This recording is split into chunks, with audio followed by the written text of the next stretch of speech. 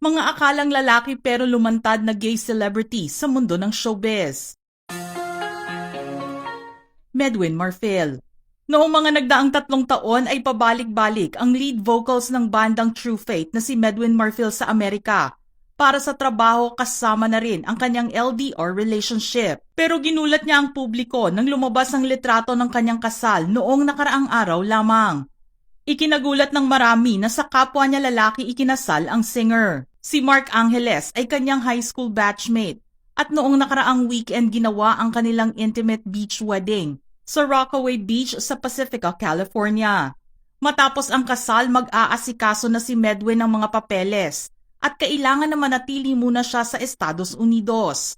At dahil nandoon na rin ang kanyang presensya, maaari niyang papuntahin ang kanyang banda roon para sa mga shows and tours sa North America.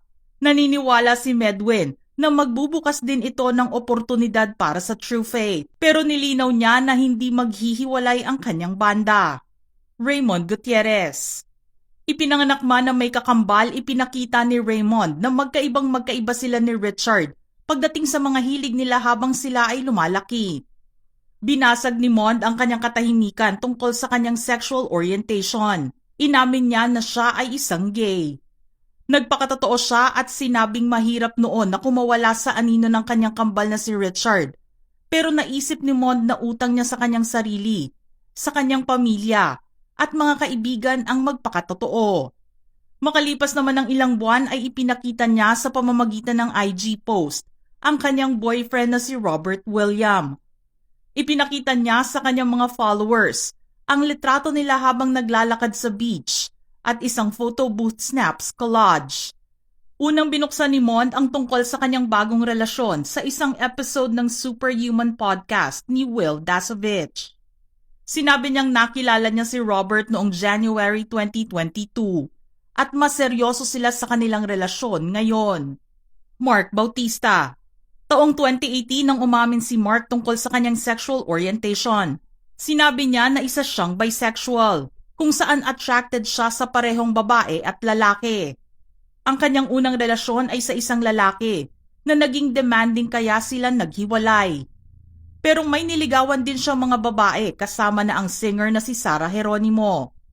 Nang gawin niya ang paglalabas sa publiko ng katotohanan, sinabi niyang mas naging kontento siya at nasiyahan sa mga pagbabago sa kanyang buhay.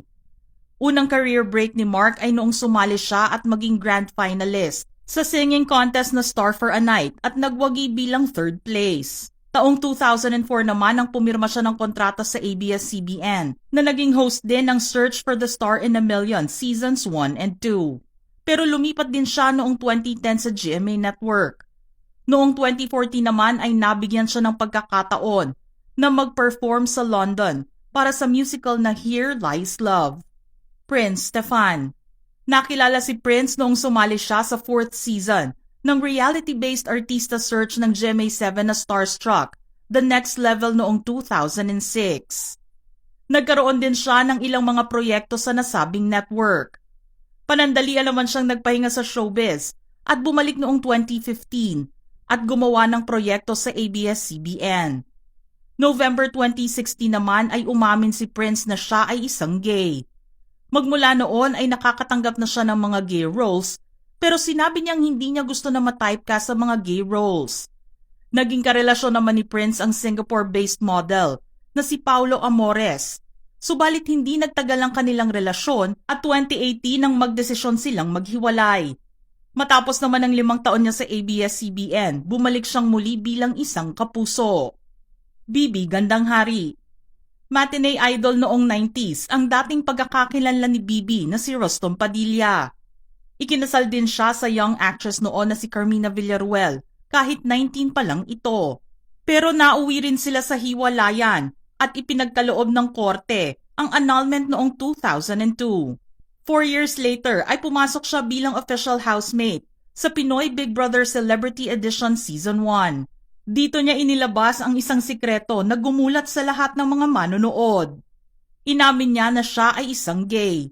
Subalit taong 2009 nang sabihin ni Bibi na siya ay isang trans woman at sasailalim sa gender confirmation surgery. Napalitan din ang kanyang nakarehistrong pangalan at kasarian noong 2016 bilang babae, ayon sa utos ng Orange County Superior Court sa California. Taong 2019 naman nang mapanood siya sa kanyang US TV debut sa pamamagitan ng Netflix series na Glow. Mikey Bustos. Isang Filipino-Canadian singer si Mikey Bustos na sumali sa Canadian Idol noong 2003. Ngayon ay kilala na siya bilang isang content creator na gumagawa ng mga parody sa YouTube.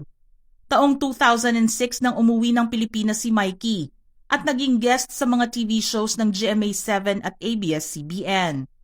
Makalipas ang ilang taon, nagsimulang mag-host si Mikey ng kanyang sariling TV show na Mikey Bustos, Your Pinoy Boy Vlog Serye, na ipinapalabas naman sa Philippine Regional Station na CLTV 36 na nakabase sa Pampanga. Isang pag-amin naman ang ginawa niya noong Easter Sunday ng taong 2019.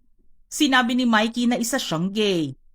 Inilabas din niya ang relasyon kay RJ Garcia at sinabing malaki ang pasasalamat niya sa suporta na kanyang nakuha magmula noong umamin siya sa kanyang sexual orientation. Paulo Ballesteros. Noong 2017, inilabas ni Paulo ang mga litrato niya kasama ang dancer, choreographer at miyembro ng G-Force na si Roland Ochoa Anog. Nalaman na silang dalawa ay may relasyon, kahit na sa una ay hindi niya direktang kinumpirma ang kanyang sexual orientation sa publiko.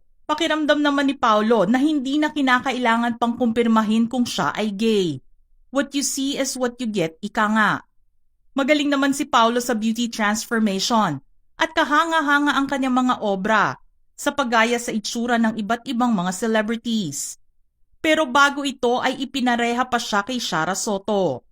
Napanood din siyang gumanap noon bilang isang transvestite sa Zaido Police Pangkalawakan at sa isang episode sa drama anthology ni Claudine Barreto sa GMA7.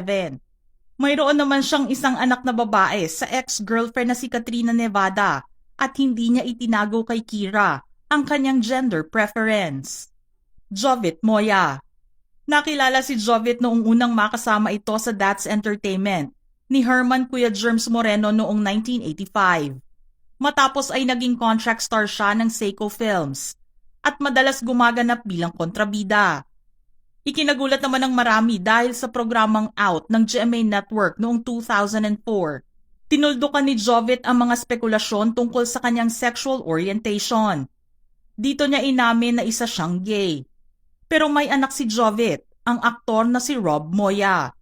Suportado niya ang LGBTQIA+ community at never ikinahiya ang kanyang ama.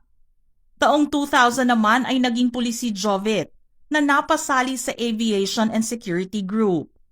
Naging aide-de-camp din siya ni dating Philippine National Police Director, General Santiago Alino. Fifth Solomon. Unang nakita at nakilala si Fifth sa Pinoy Big Brother All-In noong 2014. Sumali siya kasama ang kambal na si Fourth.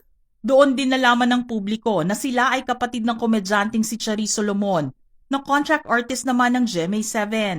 Pero pinatunayan nila na kaya nilang makagawa ng sarili nilang pangalan sa industriya nang hindi tinutulungan ng kanilang kapatid. Ngayon ay isa na sa mga hinahangaang direktor si Fifth. Pero habang nasa loob siya ng bahay ni Kuya, inamin niya ang kanyang sikreto bilang isang gay. Ilang taon nang lumipas ay ipinakilala niya sa publiko ang kanyang boyfriend na si Zachary Alcala sa pamamagitan ng isang social media post. Lubos din ang pasasalamat niya sa kanyang partner na tumulong sa kanyang depression. Mga ka-showbiz peeps, may nais pa ba kayong idagdag sa ating listahan ngayon? Don't forget to comment below.